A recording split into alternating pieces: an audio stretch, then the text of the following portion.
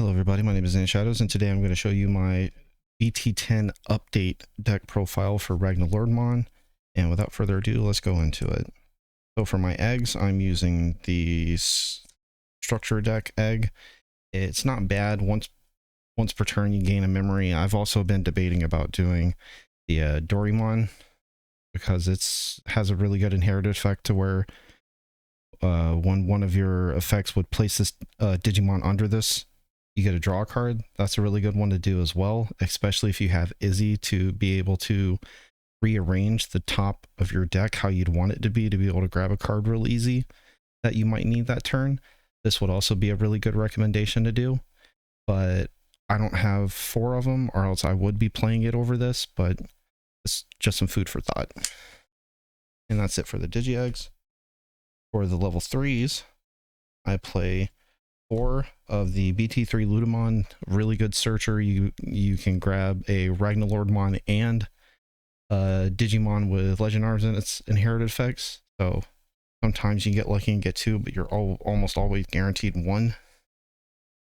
Some new tech, I play 3 of the Spotamon.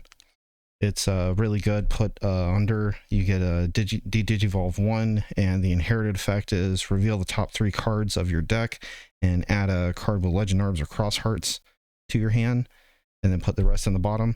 That's also a really good searcher. Counter card, I use Chikurimon. It's good to have to where players can't reduce play cost. It's really good for decks like D Reaper and Cross Hearts. So I have 3 of those in there just for those matchups as well. And my last rookies, I play 4 Zubamons. I want to have kind of good ratios, so I don't use the Ludamons, because this play effect does the same thing. The inherited effect isn't blocker, unfortunately, but I have level 4s that do that, so it's not too much to worry about. And this inherited effect lets you delete a Digimon with 3,000 or less if you have a black card in play or Legend Arms in its traits. So that's why I have that one there instead of the other Ludamon. And that's it for the rookies.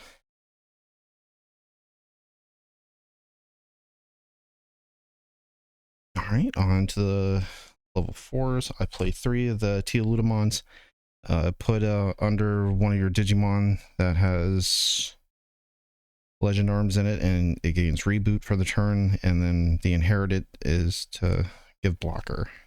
So that's real nice to have. And then I do 3 Zubas from the structure deck. Place under, you get to delete a Digimon with 5,000 DP or less if your Digimon is black or has Legend Arms. And then the inherited effect is if it's black or has Legend Arms, you get to delete 3,000 DP or less. And then I play 4 of the BT3 Zubas. It's good to play. You can hard play this and it'll be fine, because the only thing that matters is the inherited effect.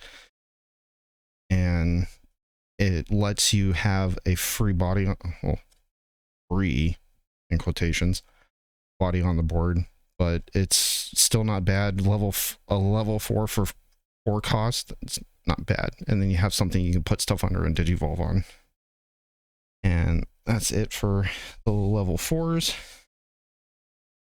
Level 5, still basically the same as my last video, the Raiji Ludo and the Duramons. They're good for their inherited effects to be able to DNA Digivolve with. This one's good to where Digimon can't be deleted by your opponent's effects, and this one's good because it reduces Digivolution cost by 1.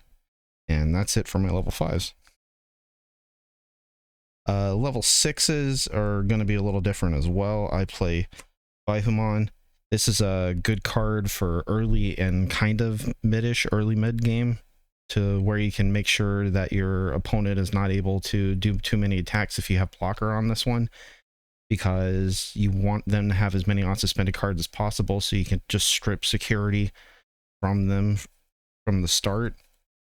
And it's also really good to just have a beefy blocker as well when you're trying to build up to get Ragnalordmon out. And then I play 3 of that, 3 of that. They're good to play because you can't, your Digimon is Ragnalordmon. It is an effect by your opponent's Digimon. And with this one, if it's Ragnalordmon and the inherit effects, option cards don't matter. And then on your turn, when attacking, you get a look at the top 3 cards.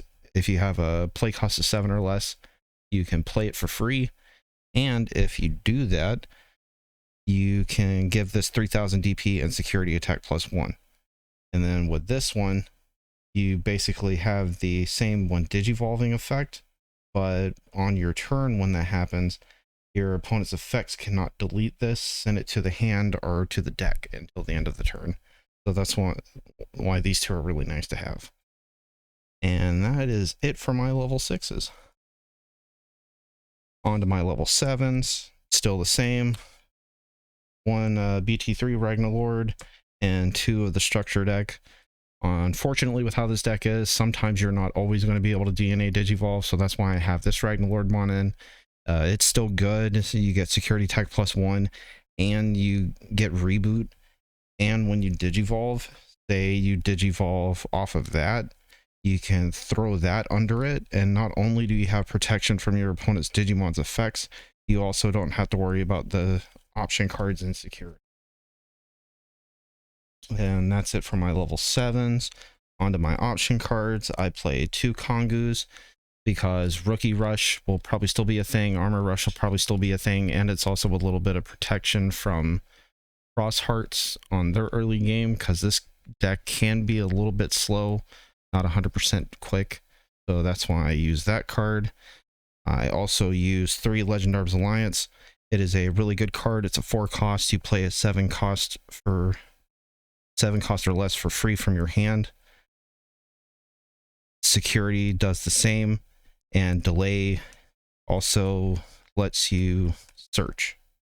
So that's also a really good one to do. And for the last 2, I have 2 Tamers of Hero. When you're in level 6s, unfortunately, it does not have a lot of DP. These will make sure that you're able to hit over certain things depending on how your stack is, and it's a memory setter. Can't go better than that.